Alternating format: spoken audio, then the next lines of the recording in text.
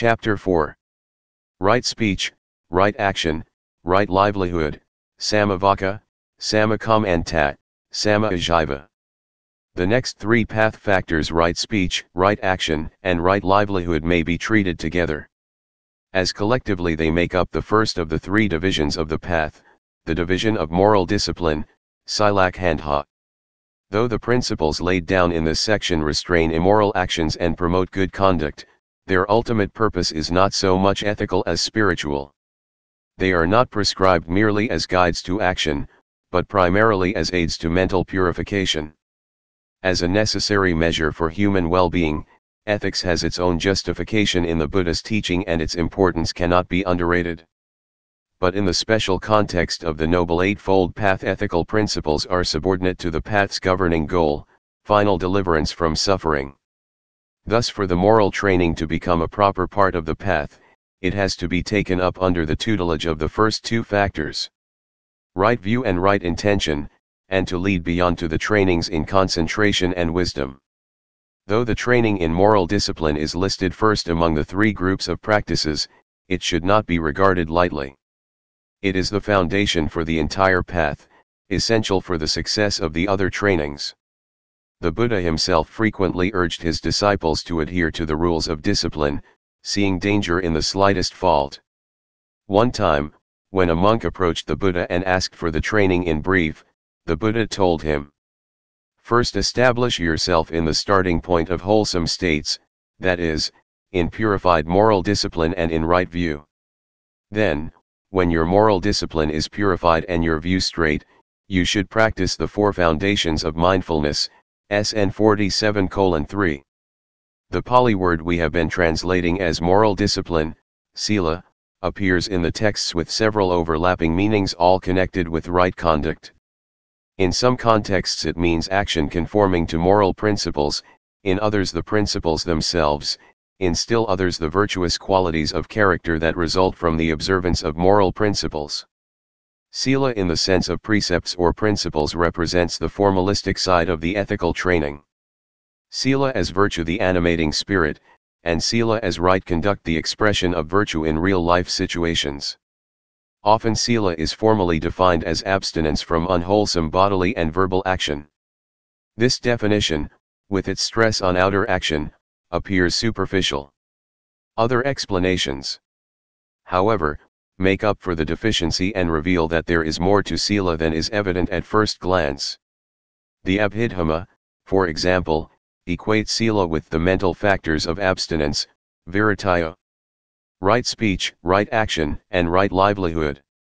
An equation which makes it clear that what is really being cultivated through the observance of moral precepts is the mind. Thus, while the training in sila brings the public benefit of inhibiting socially detrimental actions, it entails the personal benefit of mental purification, preventing the defilements from dictating to us what lines of conduct we should follow. The English word morality and its derivatives suggest a sense of obligation and constraint quite foreign to the Buddhist conception of sila. This connotation probably enters from the theistic background to Western ethics. Buddhism, with its non-theistic framework, grounds its ethics, not on the notion of obedience, but on that of harmony. In fact, the commentaries explain the word sila by another word, samadhana, meaning harmony or coordination. The observance of sila leads to harmony at several levels: social, psychological, kamic, and contemplative. At the social level, the principles of sila help to establish harmonious interpersonal relations. Welding the mass of differently constituted members of society with their own private interests and goals into a cohesive social order in which conflict, if not utterly eliminated, is at least reduced. At the psychological level, sila brings harmony to the mind, protection from the inner split caused by guilt and remorse over moral transgressions. At the kamic level, the observance of sila ensures harmony with the cosmic law of kamma, hence favorable results in the course of future movement through the round of repeated birth and death. And at the fourth level, the contemplative, sila helps establish the preliminary purification of mind to be completed, in a deeper and more thorough way, by the methodical development of serenity and insight. When briefly defined, the factors of moral training are usually worded negatively, in terms of abstinence. But there is more to sila than refraining from what is wrong. Each principle embedded in the precepts, as we will see, actually has two aspects, both essential to the training as a whole. One is abstinence from the unwholesome, the other commitment to the wholesome. The former is called avoidance, viridda, and the latter performance, caritta. At the outset of training, the Buddha stresses the aspect of avoidance. He does so, not because abstinence from the unwholesome is sufficient in itself, but to establish the steps of practice in proper sequence. The steps are set out in their natural order, more logical than temporal, in the famous dictum of the Dhammapada. To abstain from all evil, to cultivate the good, and to purify one's mind. This is the teaching of the Buddhas, v. 183. The other two steps, cultivating the good and purifying the mind, also receive their due, but to ensure their success, a resolve to avoid the unwholesome is a necessity. Without such a resolve, the attempt to develop wholesome qualities is bound to issue in a warped and stunted pattern of growth.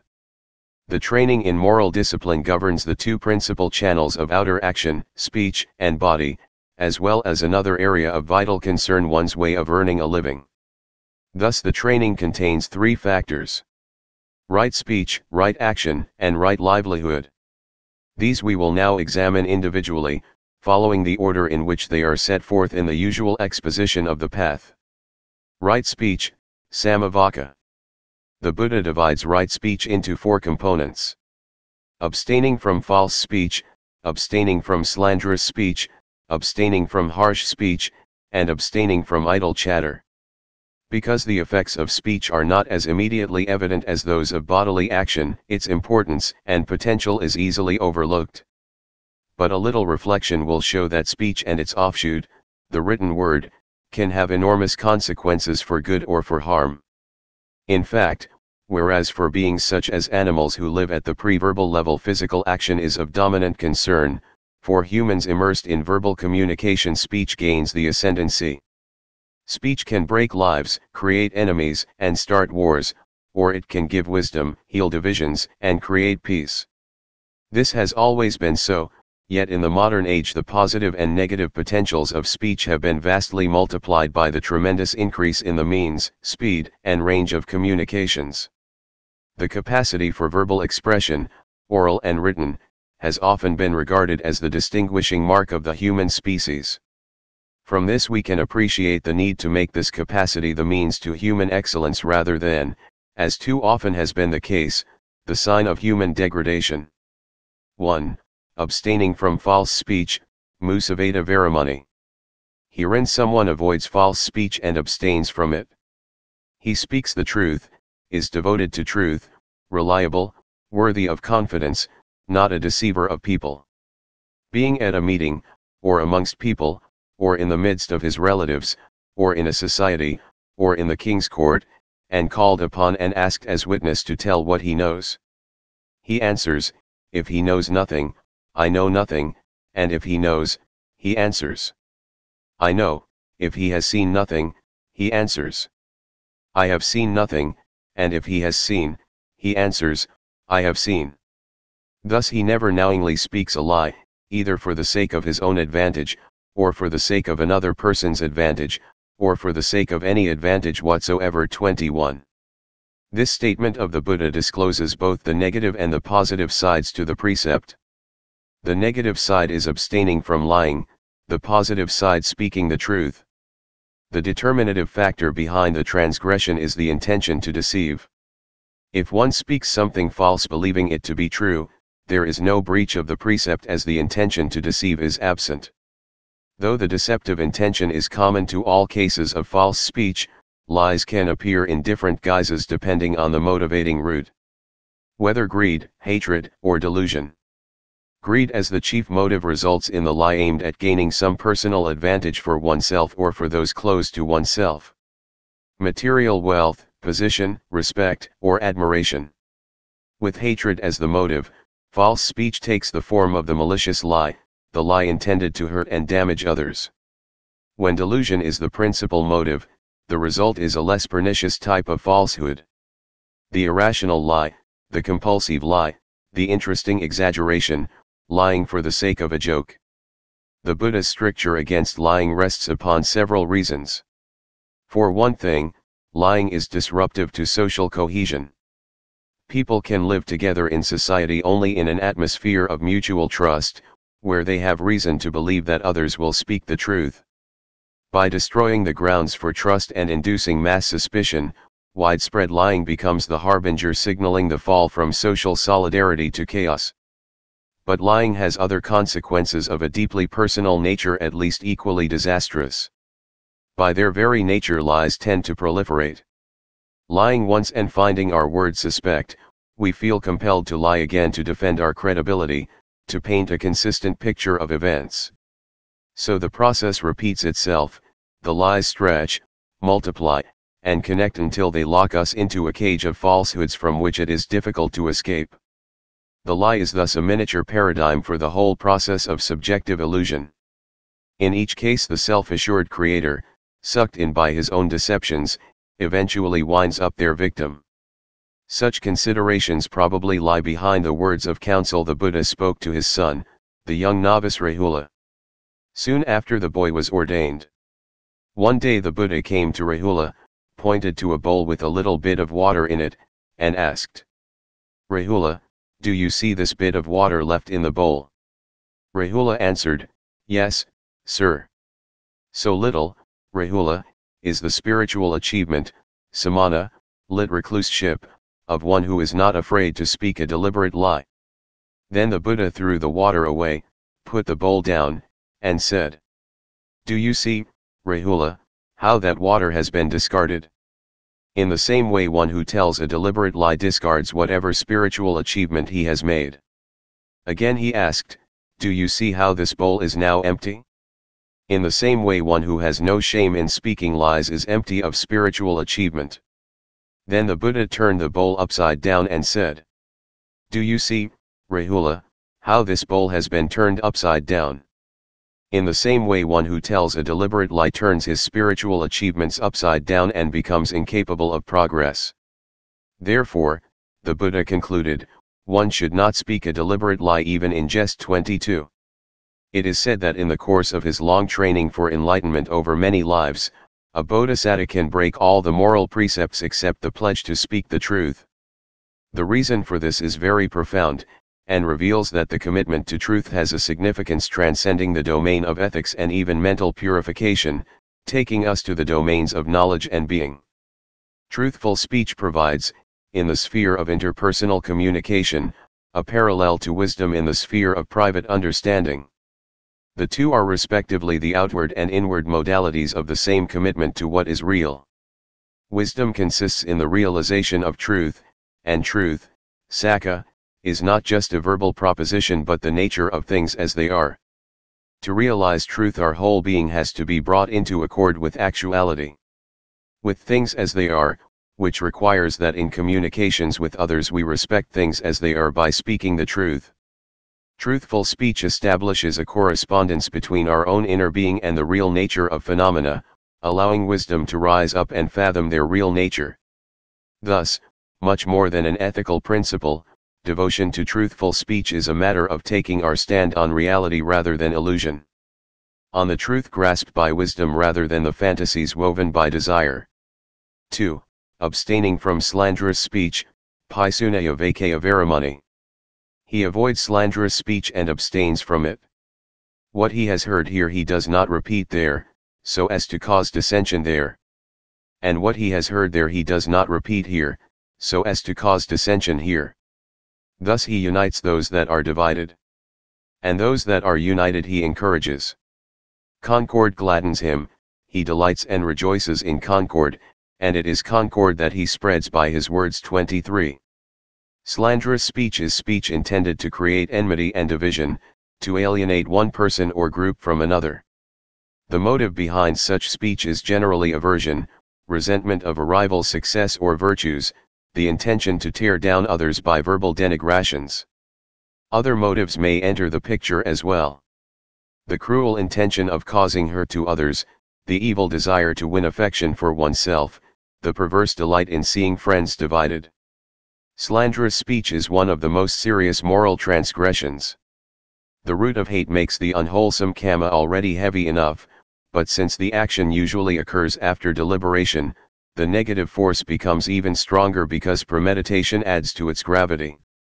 When the slanderous statement is false, the two wrongs of falsehood and slander combine to produce an extremely powerful unwholesome kamma.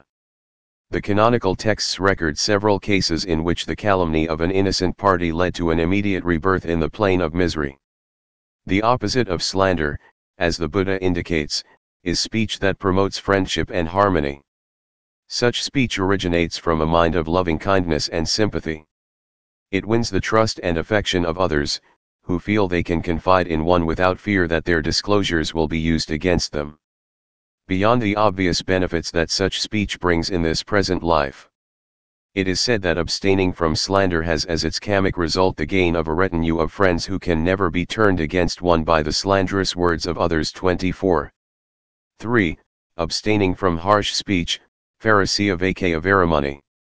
He avoids harsh language and abstains from it. He speaks such words as are gentle, soothing to the ear, loving, such words as go to the heart, and are courteous, friendly, and agreeable to many. 25. Harsh speech is speech uttered in anger, intended to cause the hearer pain. Such speech can assume different forms, of which we might mention 3. One is abusive speech, scolding, reviling, or reproving another angrily with bitter words. A second is insult, hurting another by ascribing to him some offensive quality which detracts from his dignity. A third is sarcasm, speaking to someone in a way which ostensibly lauds him, but with such a tone or twist of phrasing that the ironic intent becomes clear and causes pain. The main root of harsh speech is aversion, assuming the form of anger. Since the defilement in this case tends to work impulsively, without deliberation, the transgression is less serious than slander and the kammic consequence generally less severe. Still, harsh speech is an unwholesome action with disagreeable results for oneself and others, both now and in the future, so it has to be restrained. The ideal antidote is patience, learning to tolerate blame and criticism from others, to sympathize with their shortcomings, to respect differences in viewpoint, to endure abuse without feeling compelled to retaliate. The Buddha calls for patience even under the most trying conditions.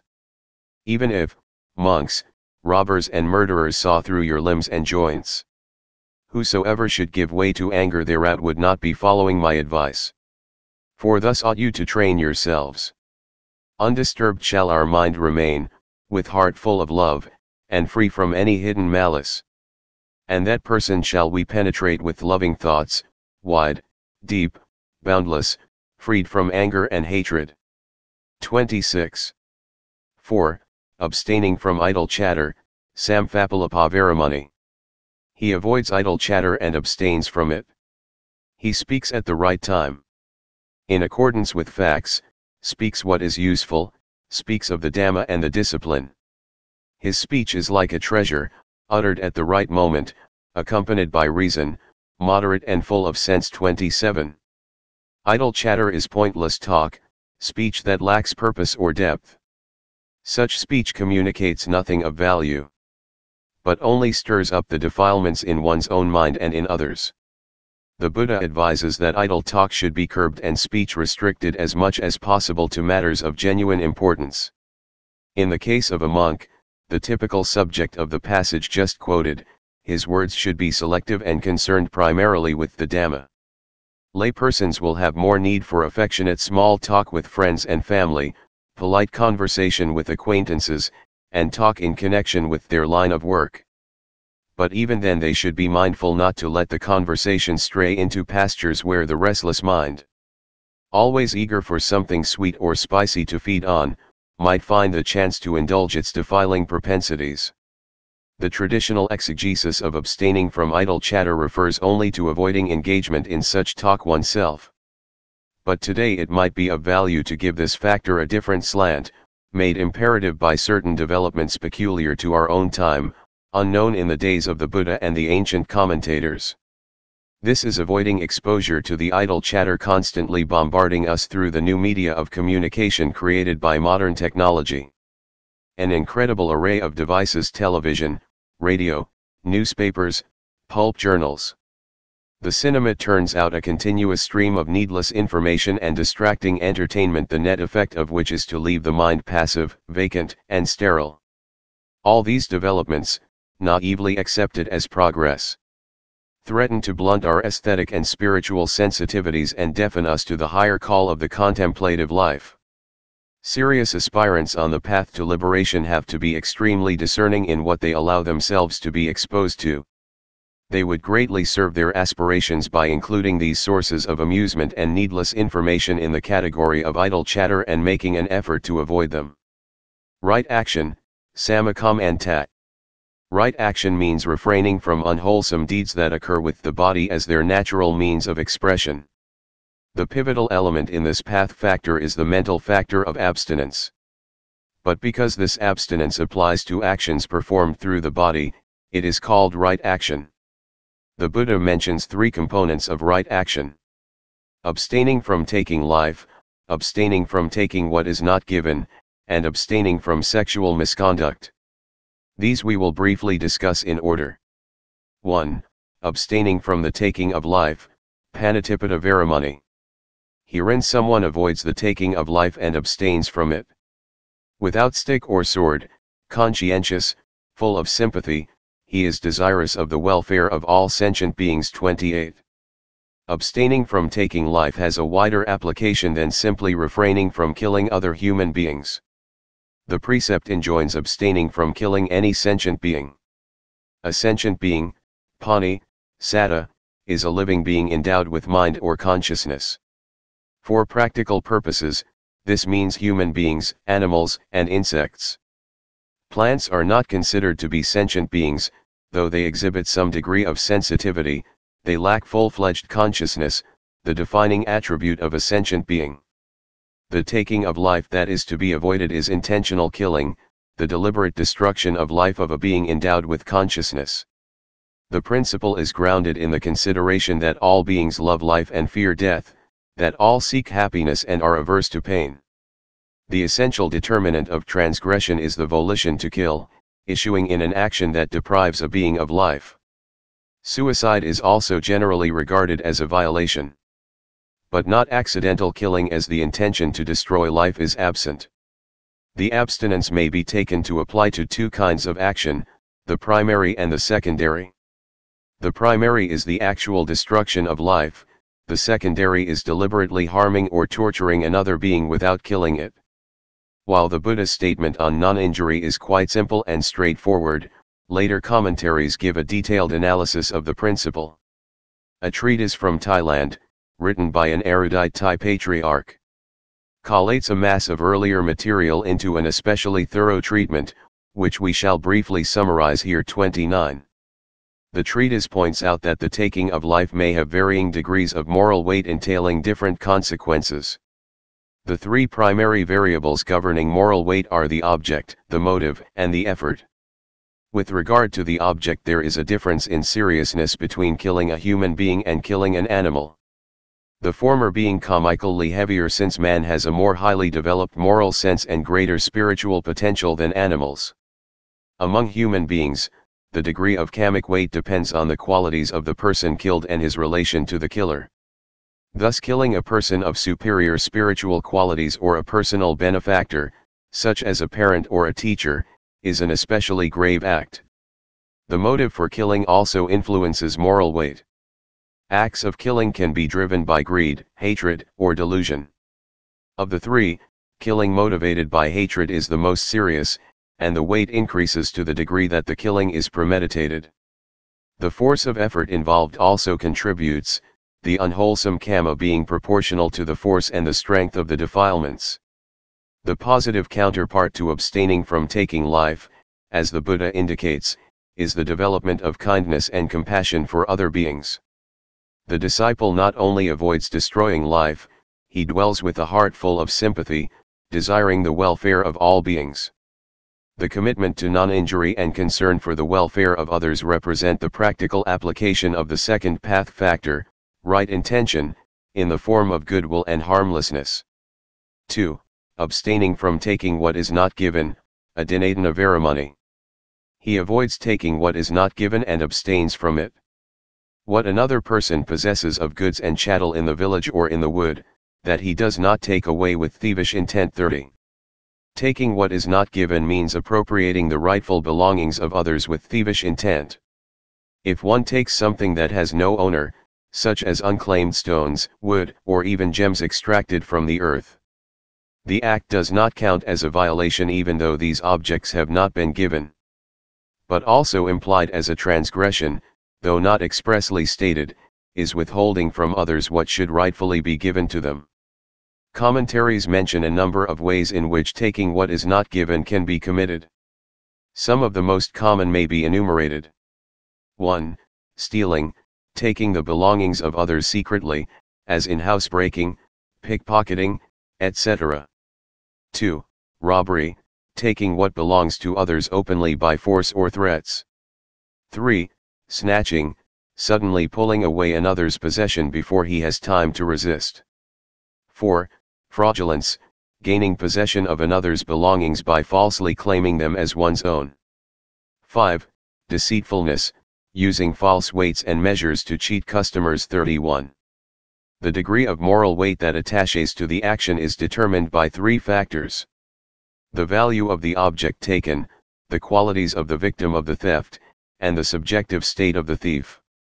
Regarding the first, moral weight is directly proportional to the value of the object. Regarding the second, the weight varies according to the moral qualities of the deprived individual. Regarding the third, acts of theft may be motivated either by greed or hatred. While greed is the most common cause, hatred may also be responsible, as when one person deprives another of his belongings not so much because he wants them for himself as because he wants to harm the latter. Between the two, acts motivated by hatred are comically heavier than acts motivated by sheer greed. The positive counterpart to abstaining from stealing is honesty, which implies respect for the belongings of others and for their right to use their belongings as they wish. Another related virtue is contentment, being satisfied with what one has without being inclined to increase one's wealth by unscrupulous means. The most eminent opposite virtue is generosity, giving away one's own wealth and possessions in order to benefit others. 3. Abstaining from sexual misconduct, kamisumaichakara varamani. He avoids sexual misconduct and abstains from it. He has no intercourse with such persons as are still under the protection of father, mother, brother, sister, or relatives, nor with married women, nor with female convicts, nor lastly, with betrothed girls. 32. The guiding purposes of this precept, from the ethical standpoint, are to protect marital relations from outside disruption and to promote trust and fidelity within the marital union. From the spiritual standpoint, it helps curb the expansive tendency of sexual desire and thus is a step in the direction of renunciation, which reaches its consummation in the observance of celibacy, brahmacharya, binding on monks and nuns. But for lay people, the precept enjoins abstaining from sexual relations with an illicit partner. The primary transgression is entering into full sexual union. But all other sexual involvements of a less complete kind may be considered secondary infringements. The main question raised by the precept concerns who is to count as an illicit partner. The Buddha's statement defines the illicit partner from the perspective of the man, but later treatises elaborate the matter for both sexes. 33. For a man, three kinds of women are considered illicit partners. 1. A woman who is married to another man. This includes, besides a woman already married to a man, a woman who is not his legal wife but is generally recognized as his consort, who lives with him or is kept by him or is in some way acknowledged as his partner. All these women are illicit partners for men other than their own husbands. This class would also include a woman engaged to another man. But a widow or divorced woman is not out of bounds, provided she is not excluded for other reasons. 2. A woman still under protection. This is a girl or woman who is under the protection of her mother, father, relatives, or others rightfully entitled to be her guardians. This provision rules out elopements or secret marriages contrary to the wishes of the protecting party. 3. A woman prohibited by convention. This includes close female relatives forbidden as partners by social tradition, nuns and other women under a vow of celibacy, and those prohibited as partners by the law of the land. From the standpoint of a woman, two kinds of men are considered illicit partners. 1. For a married woman, any man other than her husband is out of bounds. Thus a married woman violates the precept if she breaks her vow of fidelity to her husband. But a widow or divorcee is free to remarry. 2. For any woman, any man forbidden by convention, such as close relatives and those under a vow of celibacy, is an illicit partner. Besides these, any case of forced, violent, or coercive sexual union constitutes a transgression. But in such a case the violation falls only on the offender, not on the one compelled to submit. The positive virtue corresponding to the abstinence is, for lay people, marital fidelity.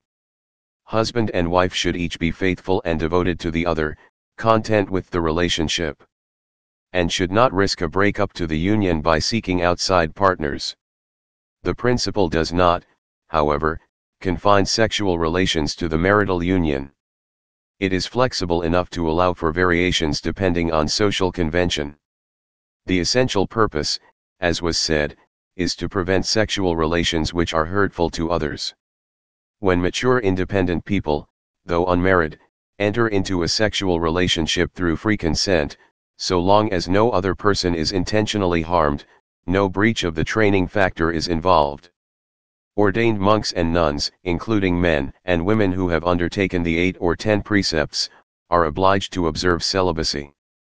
They must abstain not only from sexual misconduct, but from all sexual involvements, at least during the period of their vows. The holy life at its highest aims at complete purity in thought, word, and deed, and this requires turning back the tide of sexual desire. Right livelihood, Samma Ajiva. Right livelihood is concerned with ensuring that one earns one's living in a righteous way.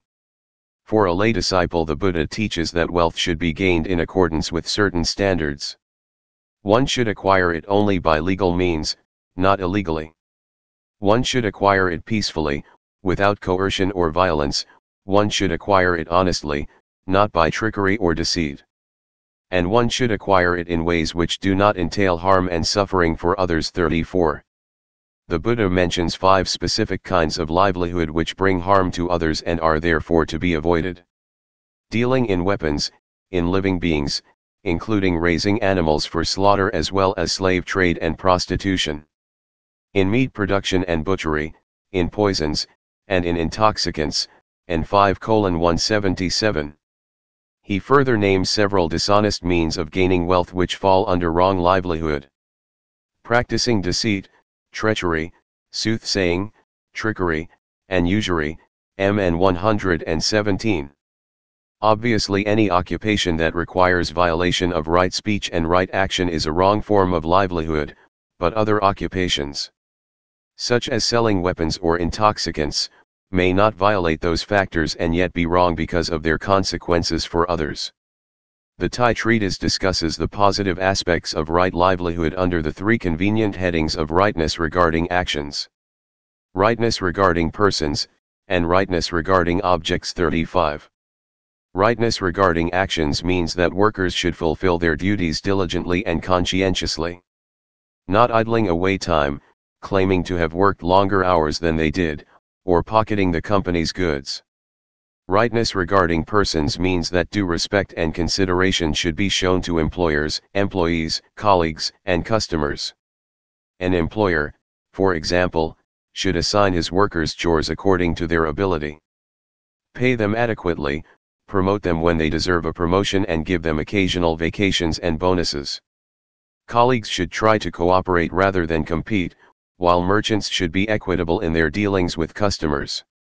Rightness regarding objects means that in business transactions and sales the articles to be sold should be presented truthfully. There should be no deceptive advertising, misrepresentations of quality or quantity, or dishonest mano-uverse. Chapter V, Right Effort, Samma Vayama. The purification of conduct established by the prior three factors serves as the basis for the next division of the path, the division of concentration, samadhi-khandha. This present phase of practice, which advances from moral restraint to direct mental training, comprises the three factors of right effort, right mindfulness, and right concentration. It gains its name from the goal to which it aspires, the power of sustained concentration, itself required as the support for insight wisdom. Wisdom is the primary tool for deliverance. But the penetrating vision it yields can only open up when the mind has been composed and collected. Right concentration brings the requisite stillness to the mind by unifying it with undistracted focus on a suitable object. To do so, however, the factor of concentration needs the aid of effort and mindfulness. Right effort provides the energy demanded by the task, right mindfulness the steadying points for awareness.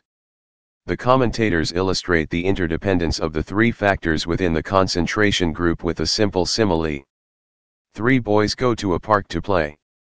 While walking along they see a tree with flowering tops and decide they want to gather the flowers. But the flowers are beyond the reach even of the tallest boy.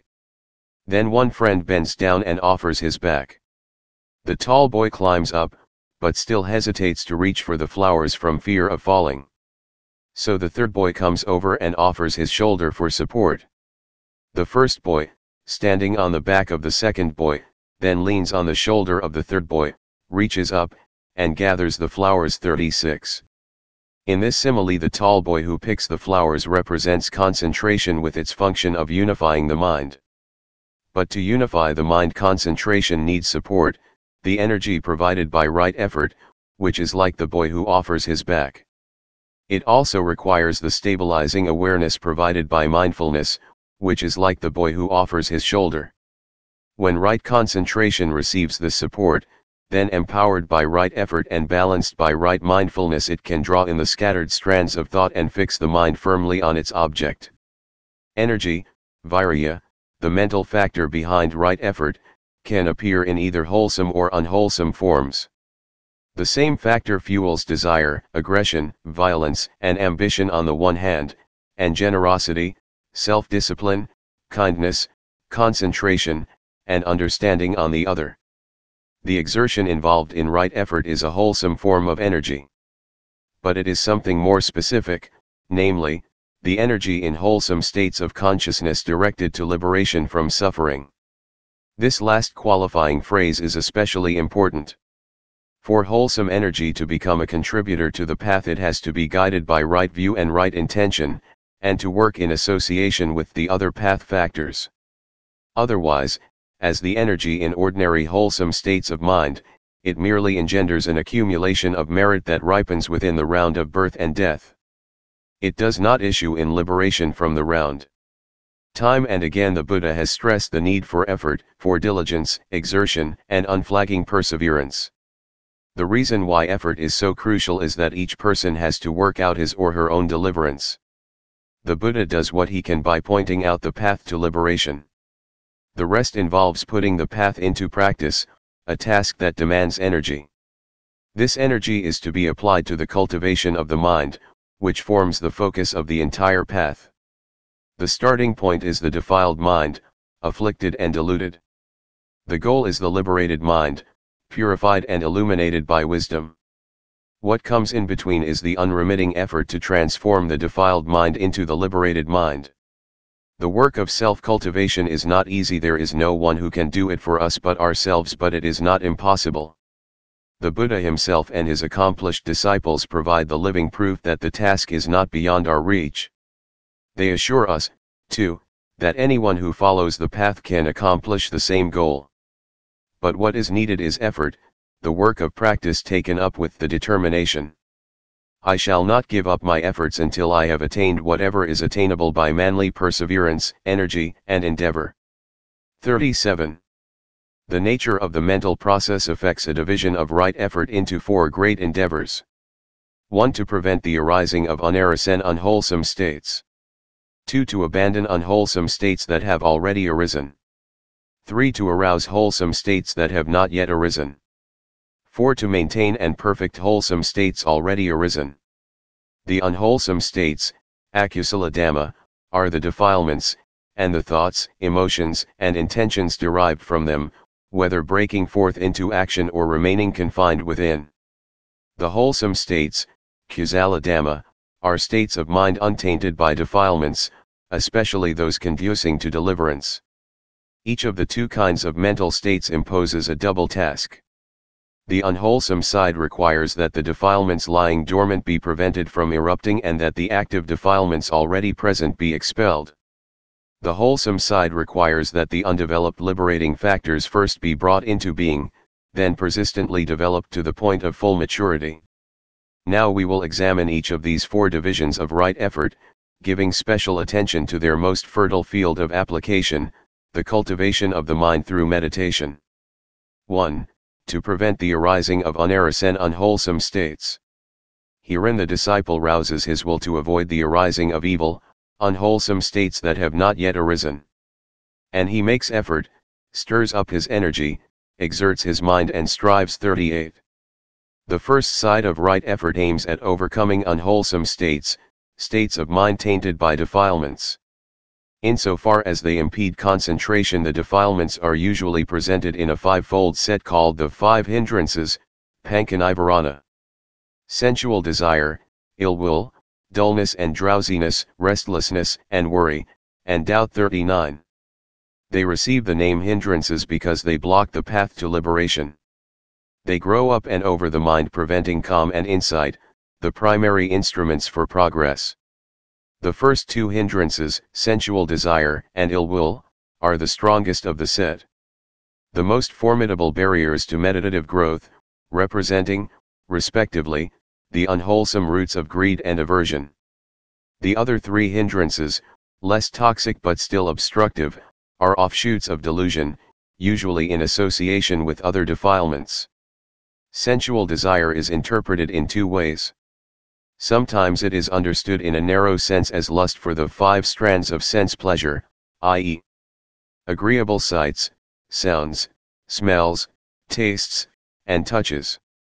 Sometimes a broader interpretation is given, by which the term becomes inclusive of craving in all its modes. Whether for sense pleasures, wealth, power, position, fame, or anything else it can settle upon. The second hindrance, ill will, is a synonym for aversion.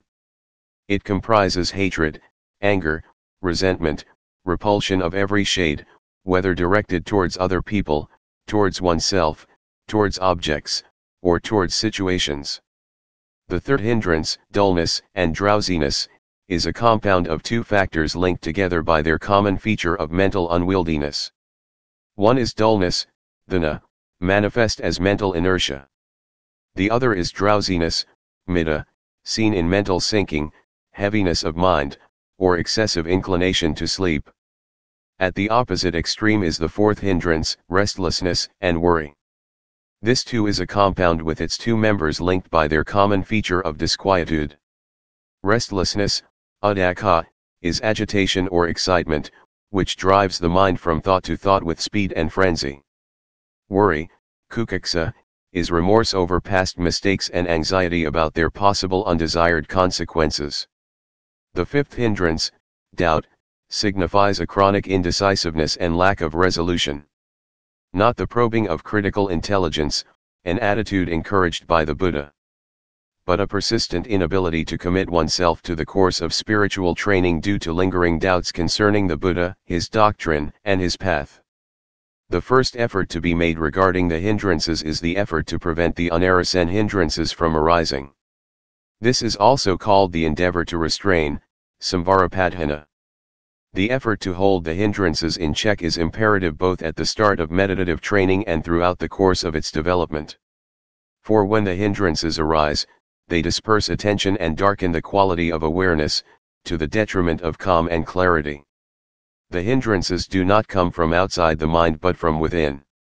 They appear through the activation of certain tendencies constantly lying dormant in the deep recesses of the mental continuum, awaiting the opportunity to surface. Generally, what sparks the hindrances into activity is the input afforded by sense experience. The physical organism is equipped with 5 sense faculties, each receptive to its own specific kind of data. The eye to forms, the ear to sounds, the nose to smells, the tongue to tastes, the body to tangibles. Sense objects continuously impinge on the senses, which relay the information they receive to the mind, where it is processed, evaluated, and accorded an appropriate response. But the mind can deal with the impressions it receives in different ways, governed in the first place by the manner in which it attends to them. When the mind adverts to the incoming data carelessly, with unwise consideration, ioniso mansikara, the sense objects tend to stir up unwholesome states. They do this either directly, through their immediate impact, or else indirectly by depositing memory traces which later may swell up as the objects of defiled thoughts, images, and fantasies. As a general rule, the defilement that is activated corresponds to the object. Attractive objects provoke desire, disagreeable objects provoke ill will, and indeterminate objects provoke the defilements connected with delusion. Since an uncontrolled response to the sensory input stimulates the latent defilements, what is evidently needed to prevent them from arising is control over the senses. Thus the Buddha teaches, as the discipline for keeping the hindrances in check, an exercise called the restraint of the sense faculties, indriya samvara. When he perceives a form with the eye, a sound with the ear, an odor with the nose, a taste with the tongue, an impression with the body, or an object with the mind, he apprehends neither the sign nor the particulars. And he strives to ward off that through which evil and unwholesome states, greed and sorrow, would arise, if he remained with unguarded senses. And he watches over his senses, restrains his senses. 40. Restraint of the senses does not mean denial of the senses, retreating into a total withdrawal from the sensory world. This is impossible, and even if it could be achieved, the real problem would still not be solved, for the defilements lie in the mind, not in the sense organs or objects. The key to sense control is indicated by the phrase not apprehending the sign or the particulars. The sign, nimitta, is the object's general appearance insofar as this appearance is grasped as the basis for defiled thoughts. The particulars, anubhyanjana, are its less conspicuous features. If sense control is lacking, the mind roams recklessly over the sense fields. First it grasps the sign, which sets the defilements into motion, then it explores the particulars, which permits them to multiply and thrive.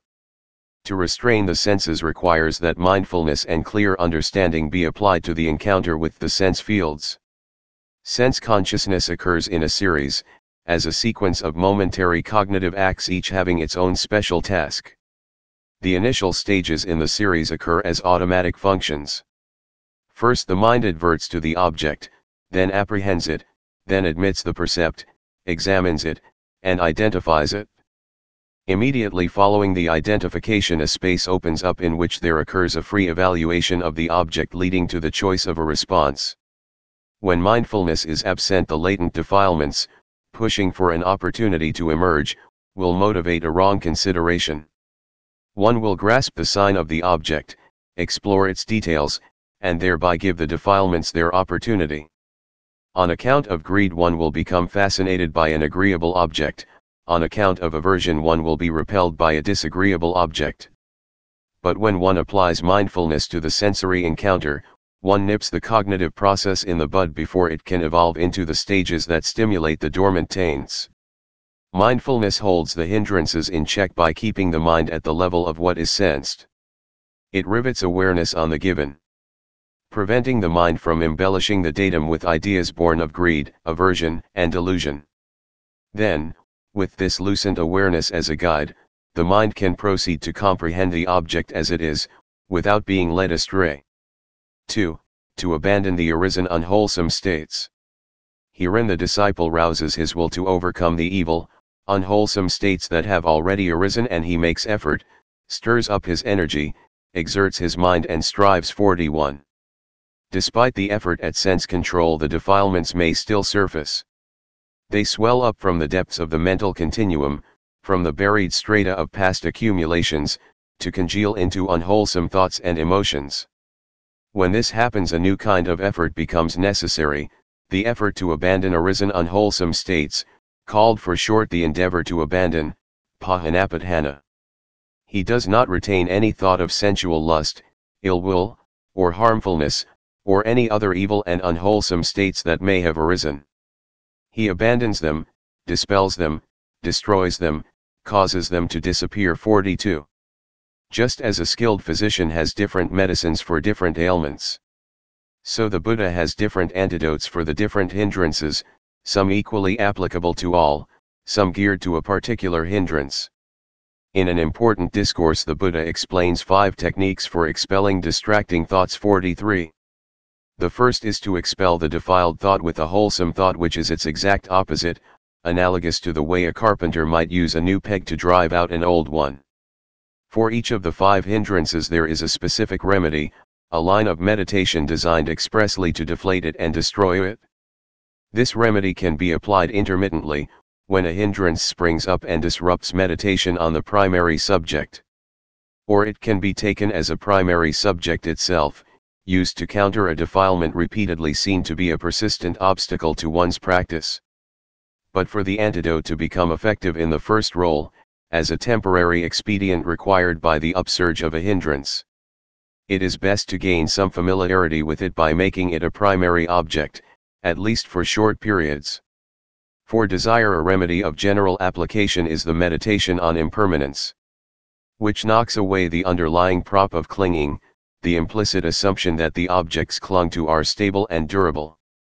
For desire in the specific form of sensual lust, the most potent antidote is the contemplation of the unattractive nature of the body, to be dealt with at greater length in the next chapter.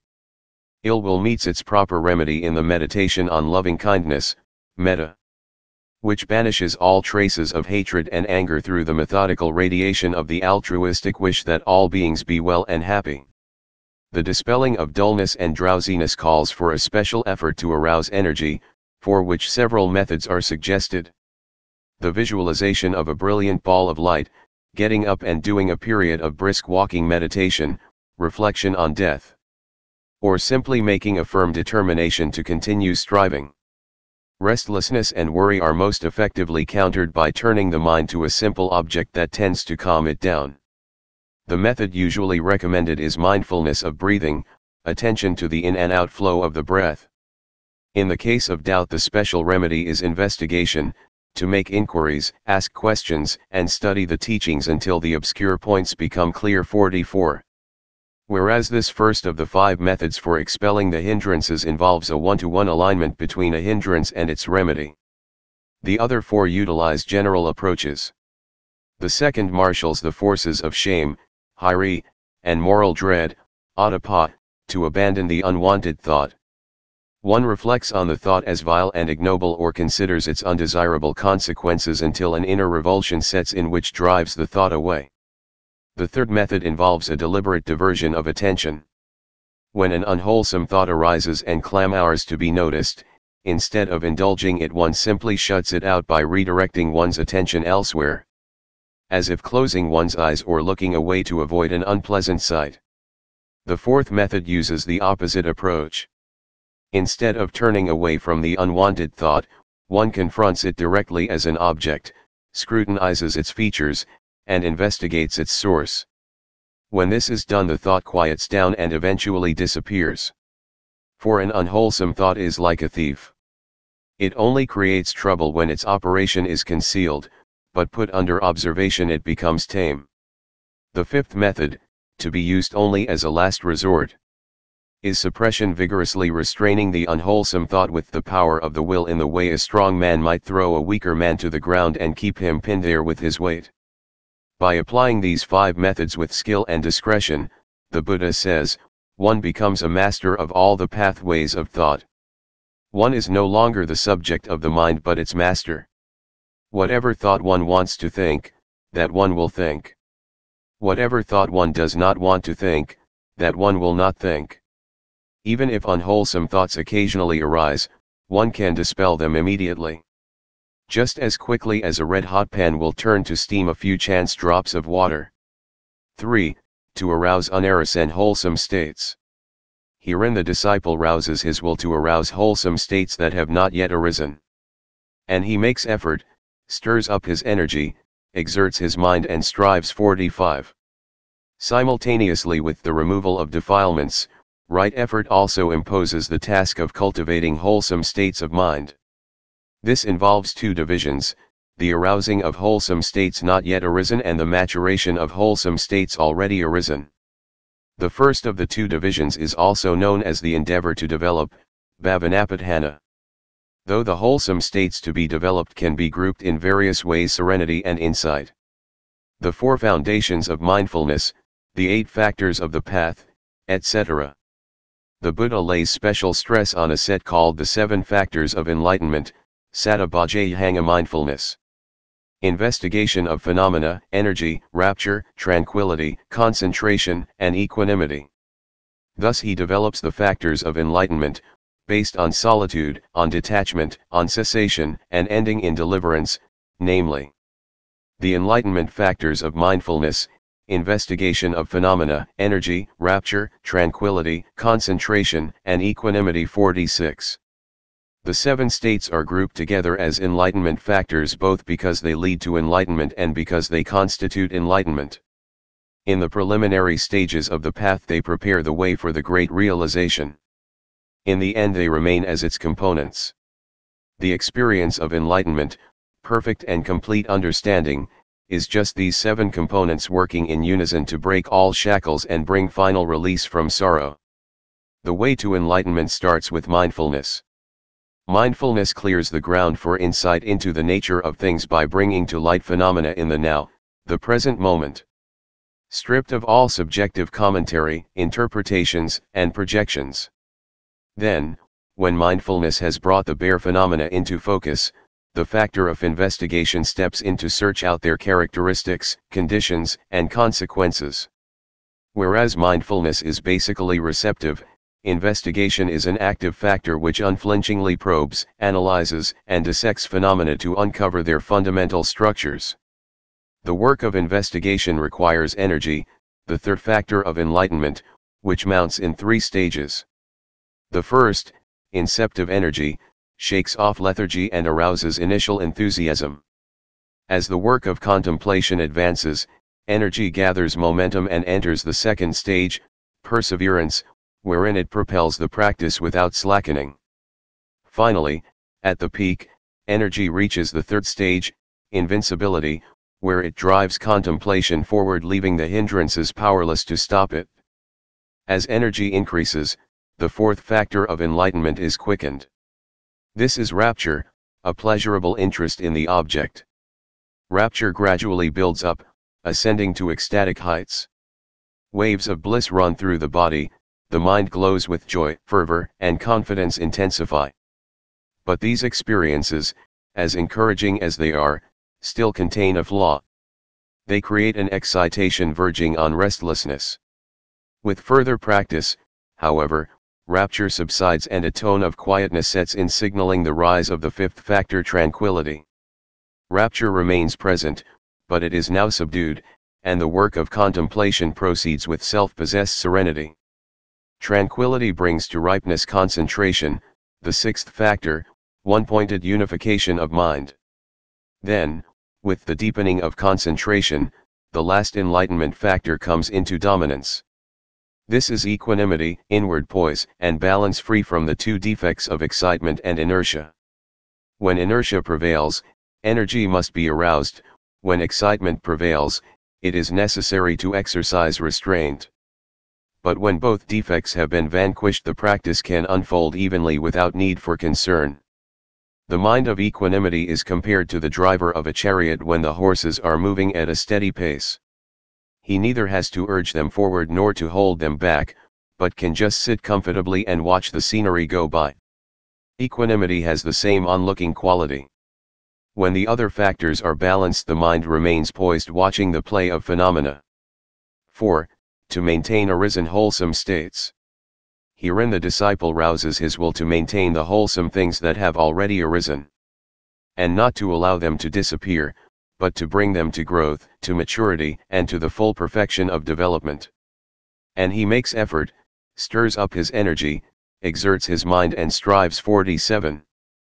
This last of the four right efforts aims at maintaining the arisen wholesome factors and bringing them to maturity. Called the endeavor to maintain, anuraghanapatthana, it is explained as the effort to keep firmly in the mind a favorable object of concentration that has arisen. 48. The work of guarding the object causes the seven enlightenment factors to gain stability and gradually increase in strength until they issue in the liberating realization. This marks the culmination of right effort, the goal in which the countless individual acts of exertion finally reach fulfillment. Chapter 6, Right Mindfulness, Sammasati. The Buddha says that the Dhamma, the ultimate truth of things, is directly visible, timeless, calling out to be approached and seen. He says further that it is always available to us, and that the place where it is to be realized is within oneself. 49. The ultimate truth, the Dhamma, is not something mysterious and remote, but the truth of our own experience. It can be reached only by understanding our experience, by penetrating it right through to its foundations. This truth, in order to become liberating truth, has to be known directly. It is not enough merely to accept it on faith, to believe it on the authority of books or a teacher, or to think it out through deductions and inferences. It has to be known by insight, grasped and absorbed by a kind of knowing which is also an immediate seeing. What brings the field of experience into focus and makes it accessible to insight is a mental faculty called in Pali Sati, usually translated as mindfulness. Mindfulness is presence of mind, attentiveness, or awareness. Yet the kind of awareness involved in mindfulness differs profoundly from the kind of awareness at work in our usual mode of consciousness. All consciousness involves awareness in the sense of a knowing or experiencing of an object. But with the practice of mindfulness, awareness is applied at a special pitch. The mind is deliberately kept at the level of bare attention, a detached observation of what is happening within us and around us in the present moment. In the practice of right mindfulness, the mind is trained to remain in the present, open, quiet, and alert, contemplating the present event. All judgments and interpretations have to be suspended, or if they occur, just registered and dropped. The task is simply to note whatever comes up just as it is occurring, riding the changes of events in the way a surfer rides the waves on the sea. The whole process is a way of coming back into the present, of standing in the here and now without slipping away, without getting swept away by the tides of distracting thoughts. It might be assumed that we are always aware of the present, but this is a mirage. Only seldom do we become aware of the present in the precise way required by the practice of mindfulness. In ordinary consciousness, the mind begins a cognitive process with some impression given in the present, but it does not stay with it. Instead, it uses the immediate impression as a springboard for building blocks of mental constructs which remove it from the sheer facticity of the datum. The cognitive process is generally interpretative. The mind perceives its object free from conceptualization only briefly. Then, immediately after grasping the initial impression, it launches on a course of ideation by which it seeks to interpret the object to itself, to make it intelligible in terms of its own categories and assumptions. To bring this about, the mind posits concepts, joins the concepts into constructs, sets of mutually corroborative concepts, then weaves the constructs together into complex interpretative schemes. In the end, the original direct experience has been overrun by ideation, and the presented object appears only dimly through dense layers of ideas and views, like the moon through a layer of clouds. The Buddha calls this process of mental construction papanksa, elaboration, embellishment, or conceptual proliferation. The elaborations block out the presentational immediacy of phenomena. They let us know the object only at a distance, not as it really is.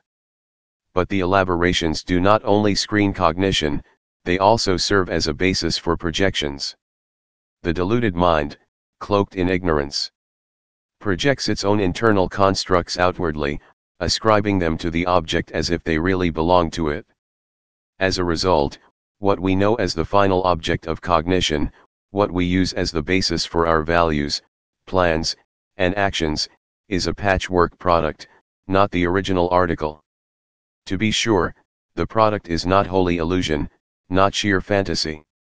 It takes what is given in immediate experience as its groundwork and raw material. But along with this it includes something else.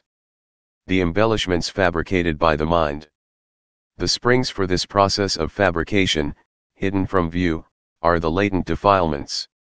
The defilements create the embellishments, project them outwardly, and use them as hooks for coming to the surface, where they cause further distortion. To correct the erroneous notions is the task of wisdom, but for wisdom to discharge its work effectively, it needs direct access to the object as it is in itself, uncluttered by the conceptual elaborations. The task of right mindfulness is to clear up the cognitive field. Mindfulness brings to light experience in its pure immediacy. It reveals the object as it is before it has been plastered over with conceptual paint, overlaid with interpretations. To practice mindfulness is thus a matter not so much of doing but of undoing, not thinking, not judging, not associating, not planning, not imagining, not wishing. All these doings of ours are modes of interference, ways the mind manipulates experience and tries to establish its dominance. Mindfulness undoes the knots and tangles of these doings by simply noting. It does nothing but note, watching each occasion of experience as it arises, stands, and passes away. In the watching there is no room for clinging, no compulsion to saddle things with our desires. There is only a sustained contemplation of experience in its bare immediacy, carefully and precisely and persistently. Mindfulness exercises a powerful grounding function. It anchors the mind securely in the present, so it does not float away into the past and future with their memories, regrets, fears, and hopes. The mind without mindfulness is sometimes compared to a pumpkin, the mind established in mindfulness to a stone 50. A pumpkin placed on the surface of a pond soon floats away and always remains on the water's surface. But a stone does not float away. It stays where it is put and at once sinks into the water until it reaches bottom. Similarly, when mindfulness is strong, the mind stays with its object and penetrates its characteristics deeply. It does not wander and merely skim the surface as the mind destitute of mindfulness does. Mindfulness facilitates the achievement of both serenity and insight. It can lead to either deep concentration or wisdom, depending on the mode in which it is applied. Merely a slight shift in the mode of application can spell the difference between the course the contemplative process takes. Whether it descends to deeper levels of inner calm culminating in the stages of absorption, the jhanas, or whether instead it strips away the veils of delusion to arrive at penetrating insight. To lead to the stages of serenity, the primary chore of mindfulness is to keep the mind on the object, free from straying. Mindfulness serves as the guard charged with the responsibility of making sure that the mind does not slip away from the object to lose itself in random indirect thoughts. It also keeps watch over the factors stirring in the mind, catching the hindrances beneath their camouflages and expelling them before they can cause harm. To lead to insight and the realizations of wisdom, mindfulness is exercised in a more differentiated manner. Its task, in this phase of practice, is to observe, to note, to discern phenomena with utmost precision until their fundamental characteristics are brought to light. Right mindfulness is cultivated through a practice called the Four Foundations of Mindfulness, Cattaro Satipatthana. The mindful contemplation of four objective spheres: the body, feelings, states of mind, and phenomena 51. As the Buddha explains, and what, monks, is right mindfulness? Herein, a monk dwells contemplating the body in the body, ardent, clearly comprehending and mindful, having put away covetousness and grief concerning the world. He dwells contemplating feelings in feelings, states of mind in states of mind, phenomena in phenomena, ardent, clearly comprehending and mindful, having put away covetousness and grief concerning the world 52. The Buddha says that the four foundations of mindfulness form the only way that leads to the attainment of purity, to the overcoming of sorrow and lamentation, to the end of pain and grief, to the entering upon the right path and the realization of nibbana. 53. They are called the only way, Nikaya no Maggo, not for the purpose of setting forth a narrow dogmatism, but to indicate that the attainment of liberation can only issue from the penetrating contemplation of the field of experience undertaken in the practice of right mindfulness. Of the four applications of mindfulness, the contemplation of the body is concerned with the material side of existence. The other three are concerned principally, though not solely, with the mental side. The completion of the practice requires all four contemplations. Though no fixed order is laid down in which they are to be taken up, the body is generally taken first as the basic sphere of contemplation. The others come into view later, when mindfulness has gained in strength and clarity. Limitations of space do not allow for a complete explanation of all four foundations. Here we have to settle for a brief synopsis. 1. Contemplation of the body, kayanupassana. The Buddha begins his exposition of the body with contemplation of the mindfulness of breathing, anapanasati. Though not required as a starting point for meditation, in actual practice mindfulness of breathing usually serves as the root meditation subject, Malay Kammanta. The foundation for the entire course of contemplation. It would be a mistake, however, to consider this subject merely an exercise for neophytes. By itself mindfulness of breathing can lead to all the stages of the path culminating in full awakening. In fact, it was this meditation subject that the Buddha used on the night of his own enlightenment. He also reverted to it throughout the years during his solitary retreats, and constantly recommended it to the monks, praising it as peaceful and sublime, an unadulterated blissful abiding, which banishes at once and stills evil unwholesome thoughts as soon as they arise. MN 118. Mindfulness of breathing can function so effectively as a subject of meditation because it works with a process that is always available to us, the process of respiration. What it does to turn this process into a basis for meditation is simply to bring it into the range of awareness by making the breath an object of observation. The meditation requires no special intellectual sophistication, only awareness of the breath.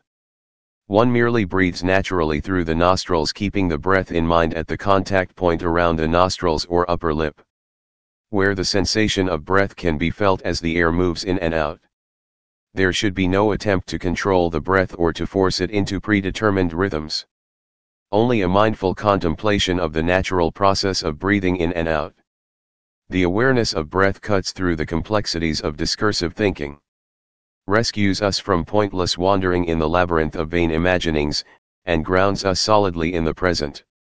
For whenever we become aware of breathing, really aware of it, we can be aware of it only in the present, never in the past or the future. The Buddha's exposition of mindfulness of breathing involves four basic steps. The first two, which are not necessarily sequential, require that a long inhalation or exhalation be noted as it occurs, and that a short inhalation or exhalation be noted as it occurs. One simply observes the breath moving in and out, observing it as closely as possible, noting whether the breath is long or short. As mindfulness grows sharper, the breath can be followed through the entire course of its movement, from the beginning of an inhalation through its intermediary stages to its end.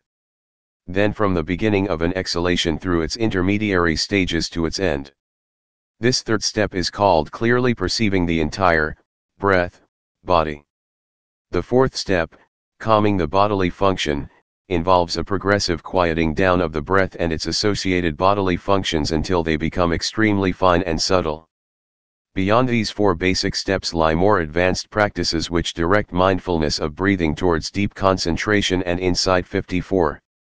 Another practice in the contemplation of the body, which extends meditation outwards from the confines of a single fixed position, is mindfulness of the postures. The body can assume four basic postures: walking, standing, sitting, and lying down, and a variety of other positions marking the change from one posture to another. Mindfulness of the postures focuses full attention on the body in whatever position it assumes. When walking, one is aware of walking. When standing, one is aware of standing. When sitting, one is aware of sitting. When lying down, one is aware of lying down. When changing postures, one is aware of changing postures. The contemplation of the postures illuminates the impersonal nature of the body. It reveals that the body is not a self or the belonging of a self, but merely a configuration of living matter subject to the directing influence of volition. The next exercise carries the extension of mindfulness a step further. This exercise, called mindfulness and clear comprehension, satisampajana, adds to the bare awareness an element of understanding. When performing any action, one performs it with full awareness or clear comprehension. Going and coming, looking ahead and looking aside, bending and stretching, dressing, eating, drinking, urinating, defecating, falling asleep, waking up, speaking, remaining silent. All become occasions for the progress of meditation when done with clear comprehension. In the commentaries, clear comprehension is explained as fourfold. 1. Understanding the purpose of the action, i.e., recognizing its aim and determining whether that aim accords with the Dhamma. 2. Understanding suitability, i.e., knowing the most efficient means to achieve one's aim. 3. Understanding the range of meditation, i.e., keeping the mind constantly in a meditative frame even when engaged in action. And 4. Understanding without delusion, i.e., seeing the action as an impersonal process devoid of a controlling ego entity. 55. This last aspect will be explored more thoroughly in the last chapter, on the development of wisdom. The next two sections on mindfulness of the body present analytical contemplations intended to expose the body's real nature. One of these is the meditation on the body's unattractiveness, already touched on in connection with right effort. The other, the analysis of the body into the four primary elements. The first, the meditation on unattractiveness 56, is designed to counter infatuation with the body, especially in its form of sexual desire. The Buddha teaches that the sexual drive is a manifestation of craving, thus a cause of dukkha that has to be reduced and extricated as a precondition for bringing dukkha to an end. The meditation aims at weakening sexual desire by depriving the sexual urge of its cognitive underpinning, the perception of the body as sensually alluring. Sensual desire rises and falls together with this perception. It springs up because we view the body as attractive. It declines when this perception of beauty is removed. The perception of bodily attractiveness in turn lasts only so long as the body is looked at superficially, grasped in terms of selected impressions. To counter that perception, we have to refuse to stop with these impressions but proceed to inspect the body at a deeper level, with a probing scrutiny grounded in dispassion. Precisely this is what is undertaken in the meditation on unattractiveness, which turns back the tide of sensuality by pulling away its perceptual prop. The meditation takes one's own body as object, since for a neophyte to start off with the body of another, especially a member of the opposite sex, might fail to accomplish the desired result. Using visualization as an aid, one mentally dissects the body into its components and investigates them one by one, bringing their repulsive nature to light. The texts mention 32 parts: head hairs, body hairs, nails, teeth, skin, flesh, sinews, bones, marrow, kidneys, heart, liver, diaphragm, spleen, lungs, large intestines, small intestines, stomach contents, excrement, brain, bile, phlegm, pus, blood, sweat, fat, tears, grease, snot, spittle, synovial fluid, and urine. The repulsiveness of the parts implies the same for the whole. The body seen close-up is truly unattractive, its beautiful appearance a mirage. But the aim of this meditation must not be misapprehended. The aim is not to produce aversion and disgust but detachment, to extinguish the fire of lust by removing its fuel. 57. The other analytical contemplation deals with the body in a different way. This meditation, called the analysis into elements, Ditthavattana, sets out to counter our innate tendency to identify with the body by exposing the body's essentially impersonal nature. The means it employs, as its name indicates, is the mental dissection of the body into the four primary elements, referred to by the archaic names earth, water, fire, and air, but actually signifying the four principal behavioral modes of matter: solidity, fluidity, heat, and oscillation. The solid element is seen most clearly in the body's solid parts, the organs, tissues, and bones. The fluid element, in the bodily fluids. The heat element, in the body's temperature. The oscillation element, in the respiratory process. The break with the identification of the body as I or myself is effected by a widening of perspective after the elements have come into view. Having analyzed the body into the elements, one then considers that all four elements, the chief aspects of bodily existence, are essentially identical with the chief aspects of external matter, with which the body is in constant interchange. When one vividly realizes this through prolonged meditation, one ceases to identify with the body, ceases to cling to it. One sees that the body is nothing more than a particular configuration of changing material processes which support a stream of changing mental processes. There is nothing here that can be considered a truly existent self, nothing that can provide a substantial basis for the sense of personal identity. 58. The last exercise in mindfulness of the body is a series of cemetery meditations.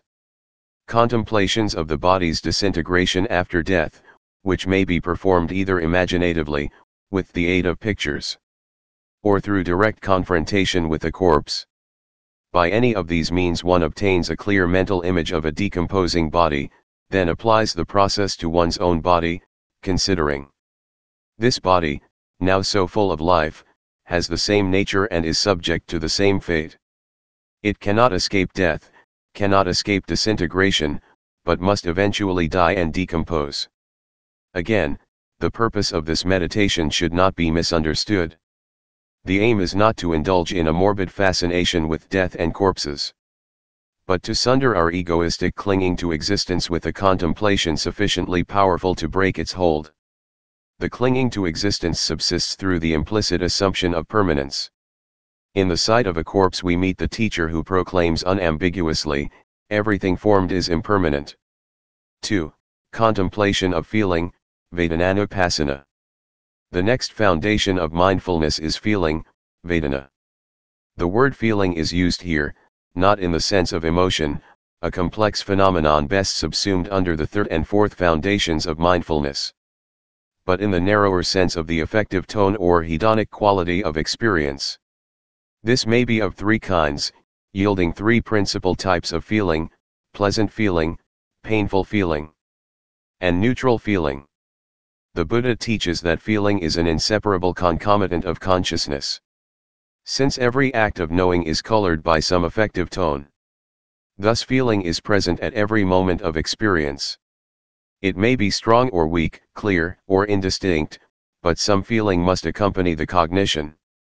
Feeling arises in dependence on a mental event called contact, Vaca. Contact marks the coming together of consciousness with the object via a sense faculty. It is the factor by virtue of which consciousness touches the object presenting itself to the mind through the sense organ. Thus there are 6 kinds of contact distinguished by the 6 sense faculties: eye contact, ear contact, nose contact, tongue contact, body contact, and mind contact. And 6 kinds of feeling distinguished by the contact from which they spring. Feeling acquires special importance as an object of contemplation because it is feeling that usually triggers the latent defilements into activity. The feelings may not be clearly registered, but in subtle ways they nourish and sustain the dispositions to unwholesome states. Thus when a pleasant feeling arises, we fall under the influence of the defilement greed and cling to it. When a painful feeling occurs, we respond with displeasure, hate, and fear, which are aspects of aversion. And when a neutral feeling occurs, we generally do not notice it, or let it lull us into a false sense of security. States of mind governed by delusion. From this it can be seen that each of the root defilements is conditioned by a particular kind of feeling. Greed by pleasant feeling, aversion by painful feeling, delusion by neutral feeling. But the link between feelings and the defilements is not a necessary one. Pleasure does not always have to lead to greed, pain to aversion, neutral feeling to delusion. The tie between them can be snapped, and one essential means for snapping it is mindfulness. Feeling will stir up a defilement only when it is not noticed, when it is indulged rather than observed. By turning it into an object of observation, mindfulness diffuses the feeling so that it cannot provoke an unwholesome response. Then, instead of relating to the feeling by way of habit through attachment, repulsion, or apathy, we relate by way of contemplation.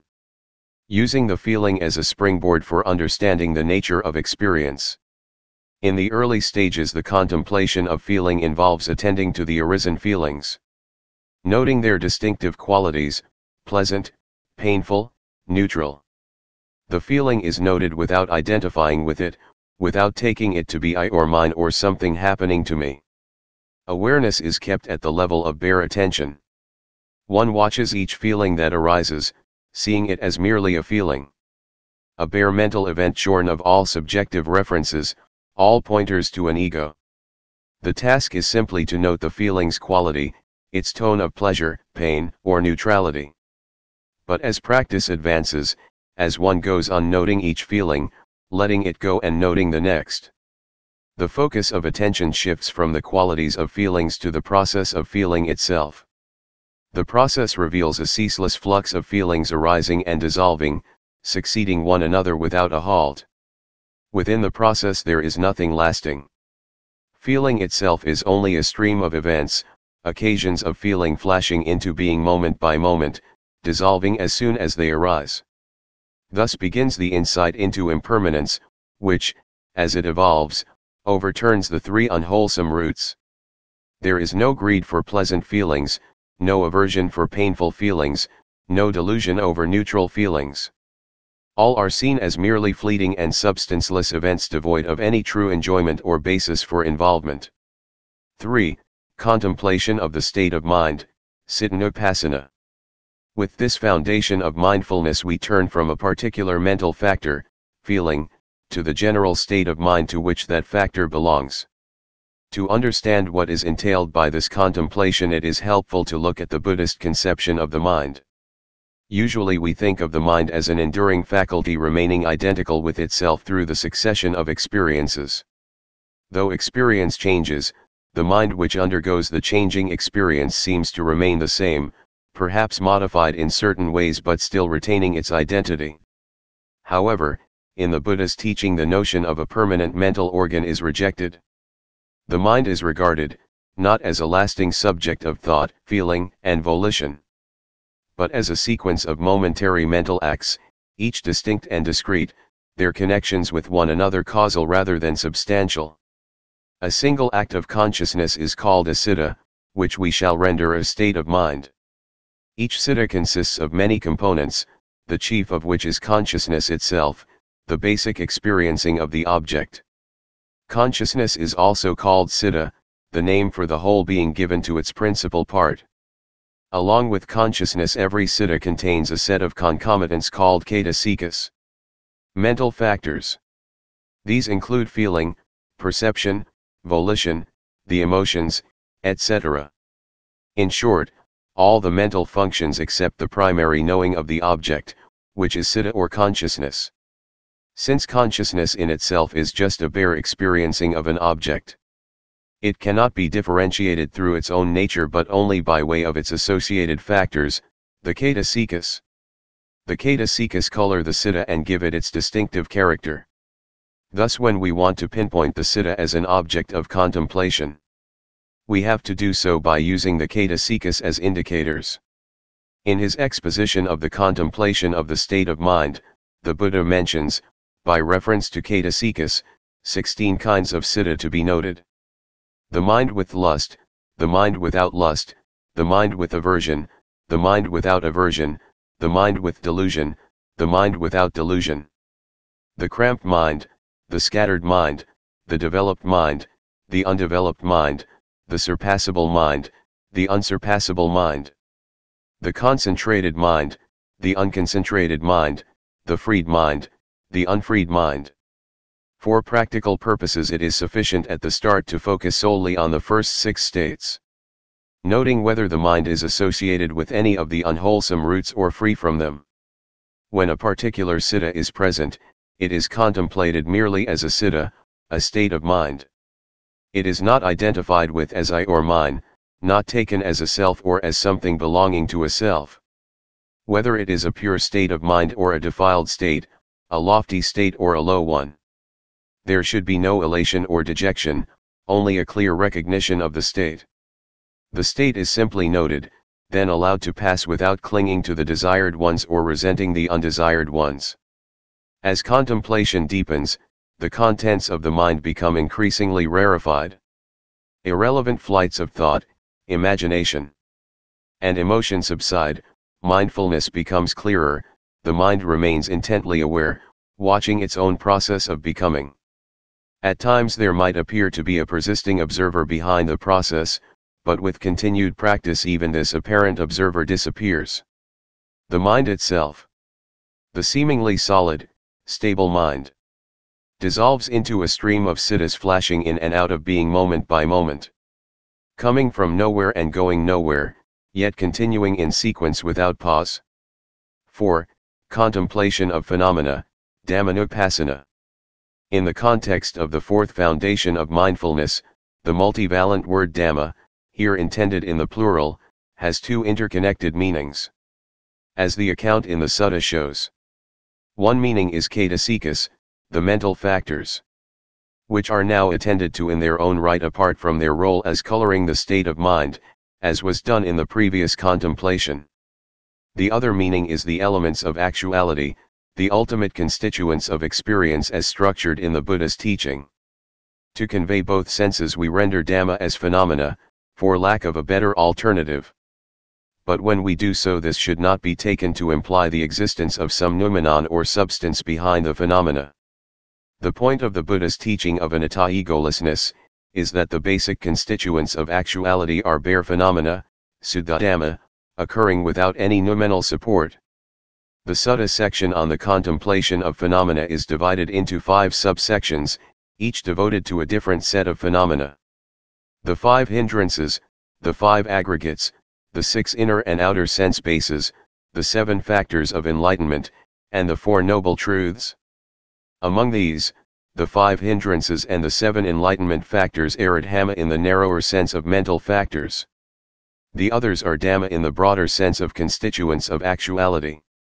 In the 3rd section, however, on the sense bases, there is a reference to the fetters that arise through the senses. These can also be included among the mental factors. In the present chapter we shall deal briefly only with the 2 groups that may be regarded as dhamma in the sense of mental factors. We already touched on both of these in relation to right effort, chapter V. Now we shall consider them in specific connection with the practice of right mindfulness.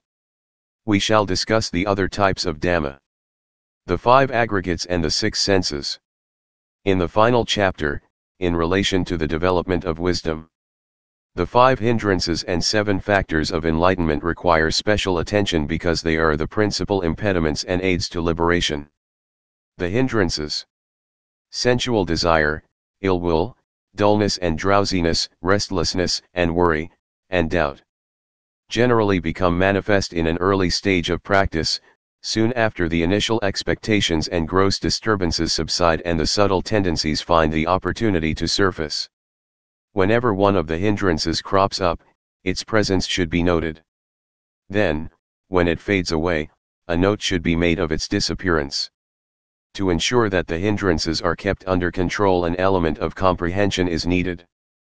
We have to understand how the hindrances arise, how they can be removed, and how they can be prevented from arising in the future. 59. A similar mode of contemplation is to be applied to the 7 factors of enlightenment: mindfulness, investigation, energy, rapture, tranquility, concentration, and equanimity. When any one of these factors arises, its presence should be noted. Then, After noting its presence, one has to investigate to discover how it arises and how it can be matured. 60. When they first spring up, the enlightenment factors are weak, but with consistent cultivation they accumulate strength. Mindfulness initiates the contemplative process. When it becomes well established, it arouses investigation, the probing quality of intelligence. Investigation in turn calls forth energy, energy gives rise to rapture. Rapture leads to tranquility, tranquility to one-pointed concentration, and concentration to equanimity. Thus the whole evolving course of practice leading to enlightenment begins with mindfulness, which remains throughout as the regulating power ensuring that the mind is clear, cognizant, and balanced.